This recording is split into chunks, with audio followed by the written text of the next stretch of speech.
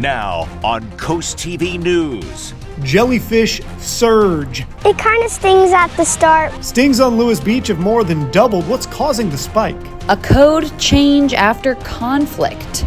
They got to keep their mouth shut. New rules in Rehoboth Beach. Today we enjoy the sunshine, but this weekend we deal with the rain. This is CoastTV News at 6. Behavior in this building changing city code. Good evening. I'm Madeline Overturf. And I'm Charlie Sakaitis. Welcome to our News at 6. We begin tonight with commissioners in Rehoboth Beach passing a rule to govern themselves. Previously in Rehoboth Beach City Code, the only form of complaint against an employee or commissioner was harassment. Today, commissioners passed a rule that covers things falling below harassment, like name-calling or hostile behavior. CoastTV News reporter Brandon Ferguson, live in Rehoboth Beach. Brandon, this was inspired by a July 7th meeting. Maddie, the new workplace civility rule comes after a July 7th meeting at the City Hall was almost derailed. One commissioner was told to stop talking, and it ended in a gaveling down. But today, the commissioner and the mayor voted 6-1 to move forward with this ordinance that promotes respectfulness and professionalism between all Rehoboth Beach employees. But that 6-1 vote became very intense. A new workplace policy in Rehoboth Beach mandates employees have mannerly and courteous behavior and set guidelines for repercussions if anyone uses hostile, abusive, and inappropriate language. In Friday's meeting, Mayor Stan Mills laid out examples of what he claims another commissioner has said. Does this cover commissioners that refer to staff as the mayor's or the mayor's? I would hope it covers that. Mills didn't single anyone out, but Commissioner Suzanne Good was the only one to speak out against the new rule today, saying the mayor's comments were, it's a slippery slope when you're using hearsay there in the case of what I just heard. So I'm a little concerned already. The city did not say what inspired this new rule, but it does come after a July 7th meeting erupted into a screaming match. We'll suspend this meeting. You are out of order. I have tried to get answers about this. You are out of order. Suzanne, enough, please. This is germane to the taxpayers. You have the people who are compromised on this decision making the decision. Bruce Bauman worked on a Pennsylvania school board for over 20 years, and he says when meetings turn nasty, no work actually gets done. Making people understand when they don't have the floor, they got to keep their mouth shut. Rehoboth Beach trying to turn the page on a new ordinance to make things more respectful. This new rule is effective immediately, and it's judged on a case-by-case basis. The maximum punishment, if you're found violating this rule, is termination. Live in Rehoboth Beach, Brandon Ferguson, CoastTV News. To note, the city of Rehoboth Beach is having an election soon. 3 candidates going for 2 city commissioner seats. None of the 3 are currently on the commissioner's board. According to his LinkedIn profile, Christopher Galantry is a program manager for a tech company based in McLean. Jeffrey Good is a retired federal employee and husband of current commissioner Suzanne Good. Susan Stewart is on the city's planning commission and a financial advisor with a major wealth management firm and a lawyer. Election day is August 9th. Voting is from 10 to 6. This brings us to our Coast TV poll. We want to know, how do you feel about a civility ordinance for commissioners? Let's take a look at the updated results. 66% say they strongly support it. 21% think it's too subjective. 3% say maybe good idea but needs work, and 10% say it's just not necessary. If you haven't voted yet, if you'd like to vote, you can go to coasttv.com or use the mobile app. You can also leave us a comment there. We're going to show you updated results on Coast TV News at 11. Let's take a live look now outside into Rehoboth Beach. Looks like a pretty nice day on the beach out there.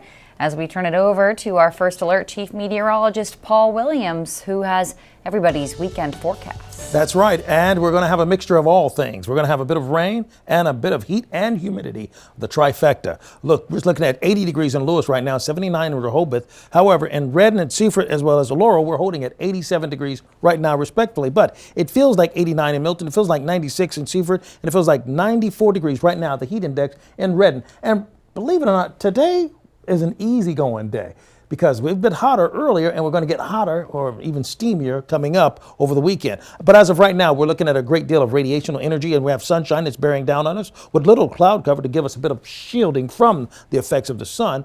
But overall, we're still going to stay warm. Now for tonight, this evening, for your state fair forecast, listen, we're going to be at about 82 degrees with mostly cloudy skies. And because the humidity is tapped down a bit for us and has become what I would call manageable, it's going to be a pleasant situation to enjoy the fair tonight. Now, Saturday is going to be a little stormy in the afternoon, and Sunday we're going to go right back up to triple-digit heat indices. We'll talk about that coming up in full detail, but until then, back to you, Charlie. Thank you, Paul. Beachgoers aren't the only creatures populating the ocean and sand recently. Jellyfish have been seen up and down the beaches. Coast TV News reporter Emma Aiken live in Lewis. Emma, officials say this summer specifically they're seeing more and more jellyfish. Charlie, we're here on Lewis Beach where jellyfish and the pain they cause has been a hot topic here among beachgoers. And we spoke with Lewis Beach Patrol earlier, and they tell us they've already seen double the number of jellyfish stings so far this summer compared to all of last summer. And over in Rehoboth Beach, they tell us they're seeing the same surge.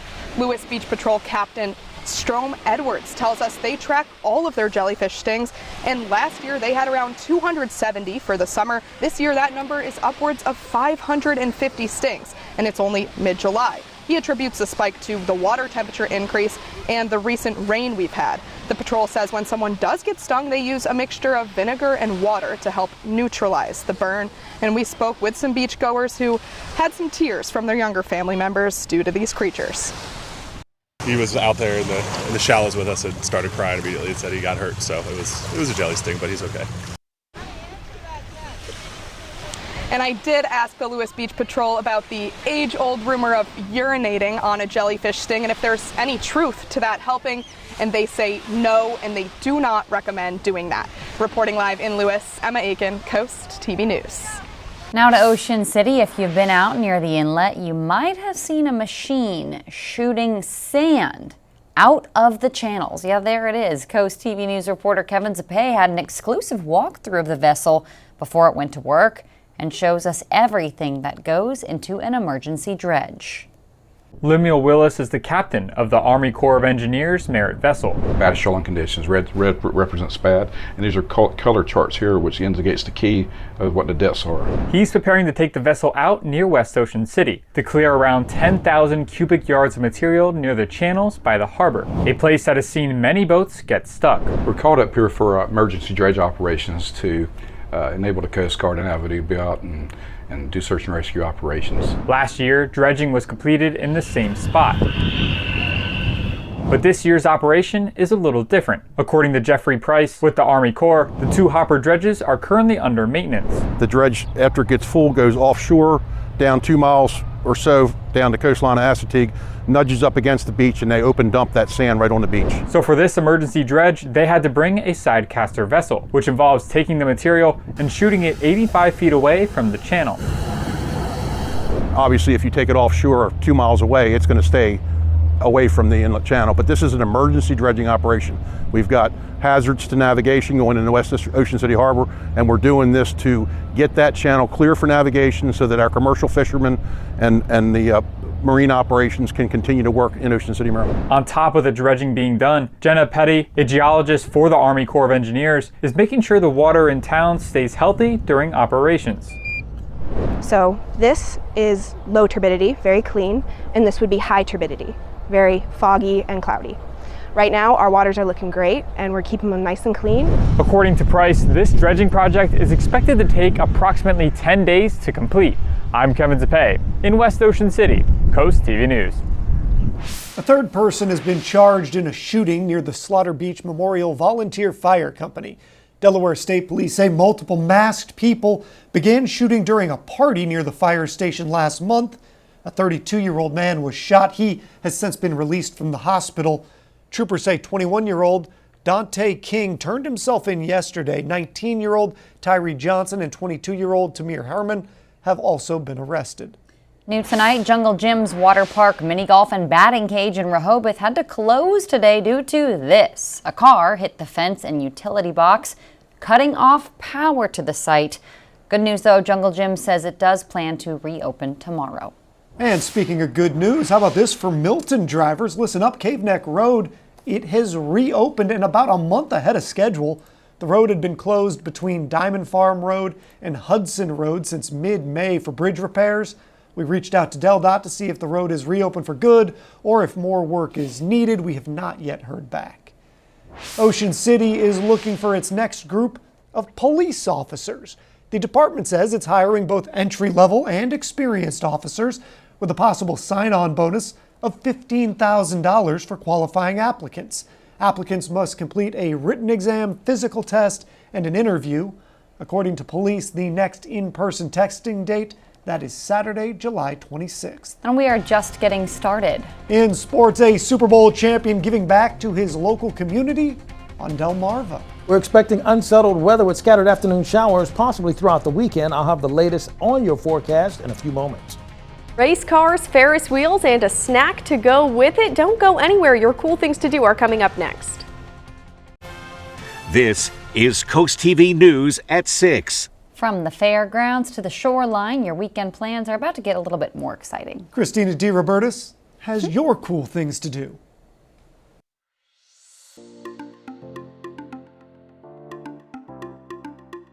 Not all of the fun, but a lot of the fun is happening up in Kent County this weekend. NASCAR returns to the Monster Mile this weekend. Races start Friday, and the main event is on Sunday. Plus, Dover Motor Speedway's Fan Zone will be turned into Miles Beach this year. It'll feature family-friendly events and beach-themed attractions. And in Harrington, a Delmarva summer tradition, the Delaware State Fair. Agriculture, rides, food, and more. You can enjoy all the State Fair has to offer until July 27th. Here on the coast, it's Pride Weekend in Rehoboth Beach. Head to the Convention Center Saturday for a Pride Festival, plus performances and workshops all weekend long. Or if you're feeling competitive, the Big Chill Surf Cantina is bringing back their Cantina Olympics Saturday. Grab a teammate and get ready for some fun with games like musical flip cup, water balloon toss, beer pong, and more. Finally, the iconic Oscar Mayer Wienermobile is in Lewis this weekend. You can spot the part car, part giant hot dog at Staybridge Suites until Sunday. You can head to CoastTV.com and check out the Cool Things to Do article for event details, tickets, and more. Taking a look at what's happening, we have a few showers expected for us going into Saturday night, and then hot, humid days on Sunday, and then storms will kick in, but there will be relief next week. We're going to have a mix of heat, humidity, along with the precipitation, just sporadically in the midst of all of that for this weekend. I'm not saying you got to cancel your entire weekend plans. Well, there's a time frame where you might need to watch out for your outdoor activities, and we're going to pinpoint that for you in a moment. In Lewis, Irish Eyes camera, we're at 79 by the time we get to 9 o'clock with partly cloudy skies. Temperatures right now on the warm side, but close to the norm for this time of the year. 85 right now in Georgetown, 84 in Gumboro, 87 in Laurel, Seaford, and 84 right now in Milford. But it feels like 94 in Redden right now, and it feels like 96 in Seaford. 87 is what it feels like in Delmar. Our muggy meter has been dancing in the upper echelons of our scale and will continue to stay between very humid to miserable Friday, today, and going into Saturday. Will likely drop to just good old-fashioned muggy by Monday. That's how hot and humid it's been. We got a drop to muggy. We have a good deal of sunshine for right now, and you need to continue to keep the sunscreen active for yourself, by the way. We see a mixture of hit and miss spot showers and thunderstorms to our west.